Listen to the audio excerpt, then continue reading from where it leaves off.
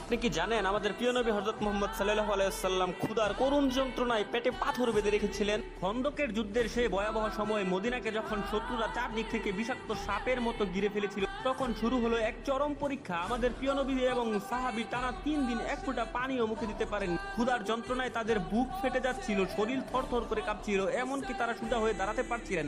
এমত অবস্থায় ক্ষুধার জ্বালায় অস্থির হয়ে এক সাহাবী আল্লাহর রাসূলের সামনে এসে দাঁড়ালেন, নিজের জামা তুলে দেখালেন ক্ষুধার জ্বালায় কুকড়ে যাচ্ছেন এবং অতি কষ্টের সহিত আমাদের প্রিয় নবী হযরত মুহাম্মদ সাল্লাল্লাহু আলাইহি ওয়াসাল্লামকে দেখালেন তিনি ক্ষুধার যন্ত্রণায় তার পেটে পাথর বেঁধে রেখেছিলেন। তখন আমাদের প্রাণের নবী হযরত মুহাম্মদ সাল্লাল্লাহু আলাইহি ওয়াসাল্লাম মুস্কি হেসে তার পবিত্র চাদর মুবারক তার পেটের উপর থেকে সরানোর সাথে সাথে সকল সাহাবীরা দেখে গর্জে চিৎকার করে উঠলেন, কারণ আমাদের প্রিয় নবী হযরত মুহাম্মদ সাল্লাল্লাহু আলাইহি ওয়াসাল্লাম একটি নয় দুটি পাথর বেঁধে রেখেছিলেন তার পেটে। আমাদের প্রাণের নবী সাল্লাল্লাহু আলাইহি ওয়াসাল্লাম এত কষ্টের মাঝে থেকেও আমাদের জন্য কেঁদেছেন। আজ আমি দেখতে চাই আমাদের প্রাণের নবীকে তোমরা